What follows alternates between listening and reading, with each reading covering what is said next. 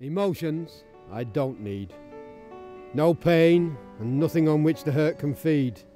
Emotions I don't need. Locked out from the inn and how to begin. Relationships trip me up, friendships lock me out. I really should learn what this life's all about. Emotions I don't need. I can't love you. You don't know me, and this is the way I am trapped. It will be said at the end when no friends come to my grave. In my defence, if I could, I would say it was the only way I knew how to get through the day. Though I think I built myself into a hell, it's too late now to find a loving anyhow. Emotions I don't need. Unseen Tours is it's where I do a tour of London Bridge, but they run several tours. The bridge is tours. falling down. The 19-arched bridge was built in about 1170 by... How I discovered them was through a chap called Grant Burford. And he mentioned Unseen Tours and would I like to do a tour. Southwark Cathedral, the oldest Gothic church in London. But it's only been called Southwark Cathedral since 1905. No, they run several tours and they're all good. They use homeless and homeless or ex-homeless people, and it gives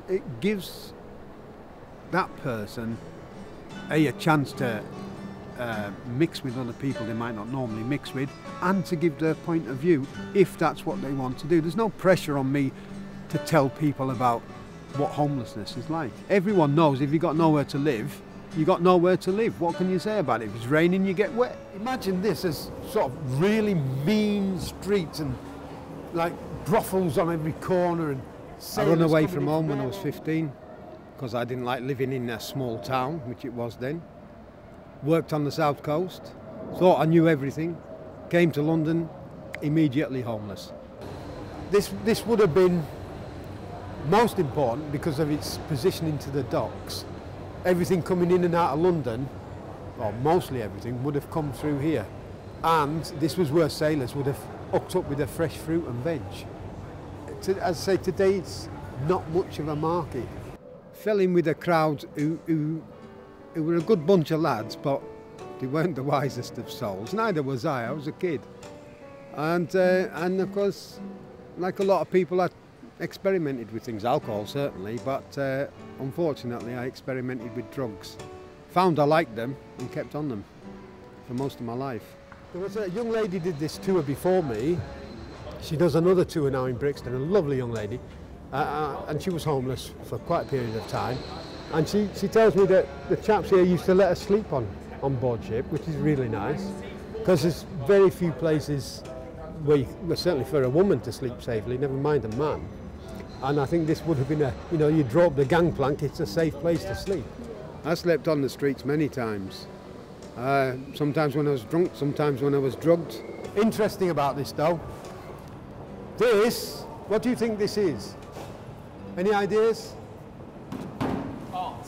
Art, quite right, it is art. This is pavement art or street art, but it serves a purpose. It stops people sleeping here.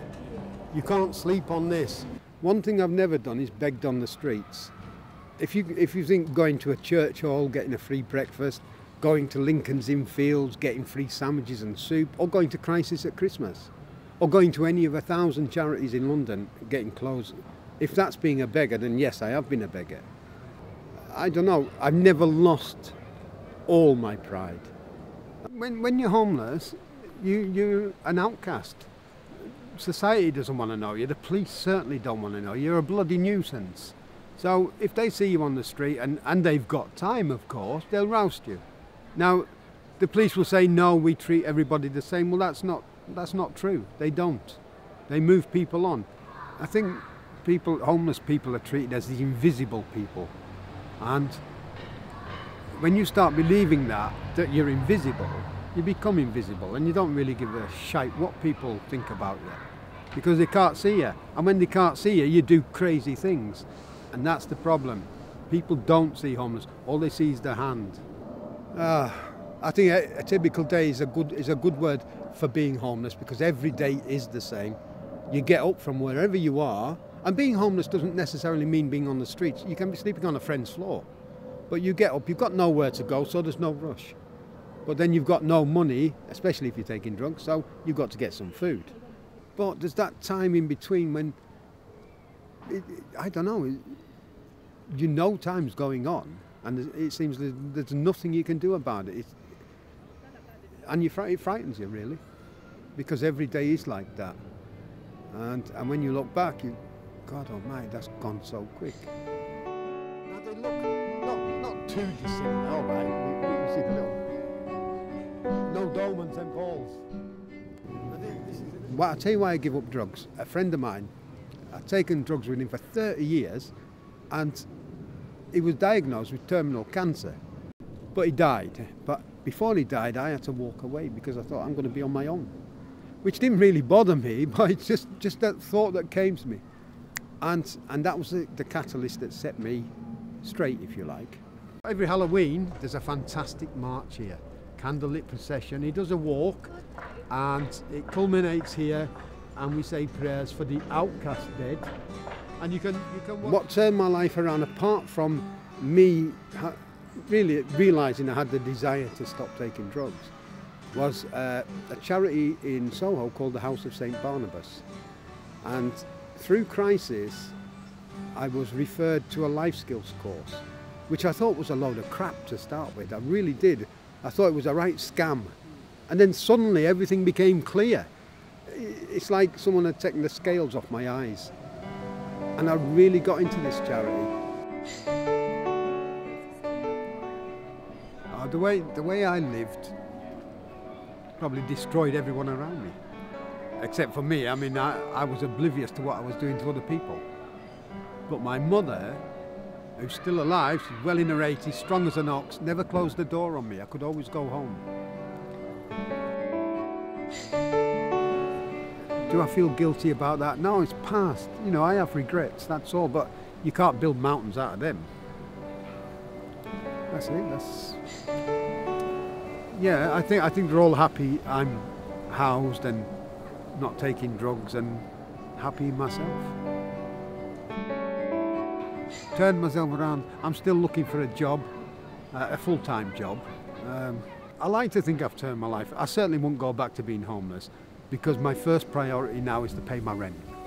Yeah, and lovely. I'm alive, man, and I feel good. You didn't know whether to laugh or cry, did you? I could see that, you know. Some live and some learn. Some have still yet to turn on the tap and tap into a reality where dreaming is scarce.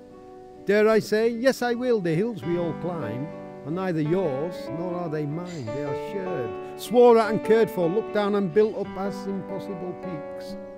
We make allowances, give chances, and maybe necromancy would appeal to the few, to magic and knowledge and know what to do. Not for me, or for you, we'll battle along. Life will go on, and on, and on, until we forget.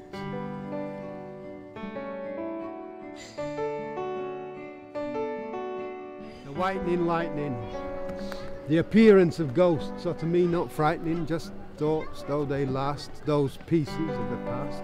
The stones I have cast in the ocean of time when we all wore the sign that said beware, those who go there dare look into the fires of hell, and with the coins of their souls sell their life, as well they might. My nightmares in the night remind me of darker days when I became those ways, those Stygian deeds and the wasting seeds of minutes that tick, when I been sick of the sight of me, took a hammer, busted my knees, my feet, my face. I had to get out of that place, so I howled at the moon, hoping that soon the pain would quicken.